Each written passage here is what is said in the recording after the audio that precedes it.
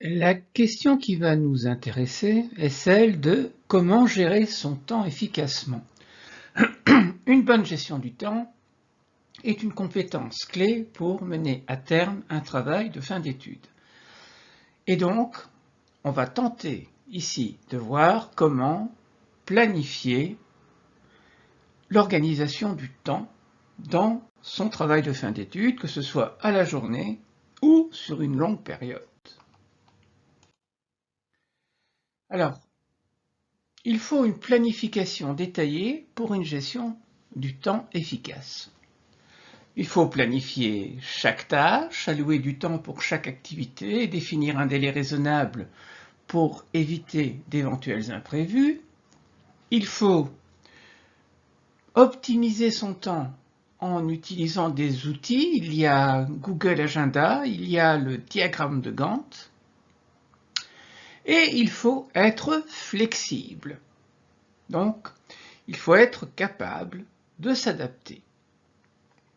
Car on est sur un chantier, et dans un chantier, je ne vous l'apprends pas, l'électricien peut parfois tomber en même temps que les plafonneurs. Il faut prévenir le stress et l'épuisement professionnel. Et donc, ça va nécessiter, pour cela, une bonne gestion du temps. Mal gérer son temps, c'est fatalement se retrouver avec un coup de pression, un coup de stress. Première chose à surveiller, c'est l'équilibre entre les responsabilités. Il faut éviter de se sentir submergé, car dès qu'on se sent submergé, le stress arrive à plein pot. Il faut être capable de gérer son temps efficacement. Donc, on doit être productif, on se concentre sur les tâches qui ont une valeur ajoutée. Et on évite de se surcharger. On évite aussi de perdre son énergie dans des balivernes. Il faut prendre aussi du temps pour soi, car sinon, vous allez vous épuiser. Il faut une coordination adéquate des tâches pour un projet réussi. Il faut donc, première chose, différencier l'urgence de l'importance. C'est pas parce qu'une tâche est urgente qu'elle est importante. Elle est urgente, donc elle doit être traitée. Mais il faut éviter qu'elle pompe trop de temps, parce que la tâche importante, elle, nécessitera du temps. Donc, soyez attentif à cela. Soyez stratégique dans la planification de votre projet.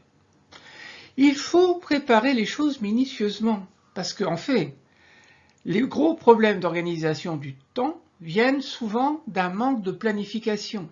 Donc, si vous planifiez mal votre projet de stage, eh bien vous allez perdre du temps au moment de la mise en œuvre de ce projet. Il faut se concentrer sur une tâche à la fois. Vous n'êtes pas multitâche. Seul un ordinateur est multitâche. Et quand il est multitâche, vous voyez qu'il ralentit d'ailleurs. Mais le cerveau humain ne peut se concentrer que sur une tâche à la fois. Donc, ne faites pas 36 choses à la fois, parce que vous n'allez rien faire de bon. Et à certains moments, il faut savoir dire non aux autres et se dire non à soi, c'est-à-dire éviter de se disperser dans plein de champs. Donc, ne vous laissez pas submerger par des tâches secondaires. Et au besoin, sachez les déléguer. Je vous rappelle aussi que dans cette gestion des tâches, vous avez l'intelligence artificielle qui peut vous aider à faire des choses qui vous auraient coûté du temps et qui auraient coûté du temps pour pas grand-chose d'utile pour vous.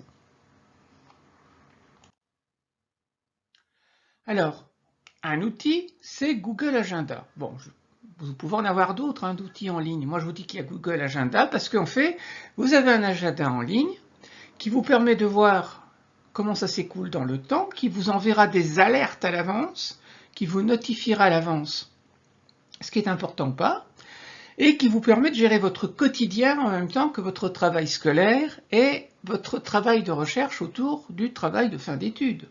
Donc ça va vous permettre de rester organisé, ça va vous permettre de collaborer avec d'autres, car vous pouvez communiquer votre agenda à d'autres.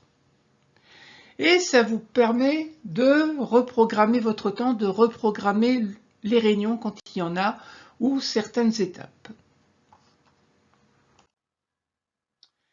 Il y a aussi le diagramme de Gantt, donc qui va vous permettre d'organiser le temps par rapport à votre recherche, où les différentes tâches à accomplir sont référencées. Donc, visualisation des tâches, compréhension facile de la durée de chaque tâche, identification des tâches critiques, détection précoce d'un problème s'il y en a un, puisque vous voyez directement sur le diagramme de Gantt si ça part en cacahuète ou pas, et vous pourrez optimiser votre temps. Donc c'est vraiment un outil très utile et il y aura une capsule rien que sur ça. Alors l'organisation du temps, là en fait, dans la structuration du travail de fin d'études, la structuration du temps est mêlée. Bon, il faut comprendre les exigences de votre établissement d'enseignement, donc de l'école. Parce qu'en fait, l'école va fixer un calendrier. Et donc, ça fixe votre emploi du temps. Il faut aussi savoir qu'il y a des travaux qui viennent et qui vous tombent dessus venant de l'école. Donc ça aussi, ça va vous prendre du temps. Donc il faut déjà fixer ça. Le choix de votre thème. Bon, alors le choix du thème, qu'est-ce que ça va voir avec le temps? Mais simplement si vous êtes motivé ou pas. Si c'est un thème qui ne vous motive pas, vous n'allez pas être en mesure d'y consacrer du temps. Vous allez avoir l'impression de remplir, d'accomplir des corvées. Et ça, c'est la mort par rapport à un travail de fin d'études. Et donc, il va être aussi également et très important de bien planifier vos tâches au niveau du TFE, mais au niveau du reste de votre scolarité et de votre vie privée. En résumé, la gestion du temps, c'est donc un élément essentiel de votre réussite personnelle et professionnelle. Et il faudra veiller à ne pas vous épuiser au niveau du stress. Il faudra tirer le meilleur parti du temps, créer un bon plan détaillé des tâches à accomplir, utiliser Google Agenda, les diagrammes de Gantt. Et enfin, il faut coordonner de manière adéquate toutes vos tâches. Vous n'êtes pas multitâche, il faut jongler avec les tâches et vous ne pouvez en faire qu'une à la fois. Donc s'il vous plaît, apprenez à bien coordonner les choses comme sur un chantier. Voilà donc, j'espère que, fort de tous ces conseils, vous serez en mesure de gérer votre temps.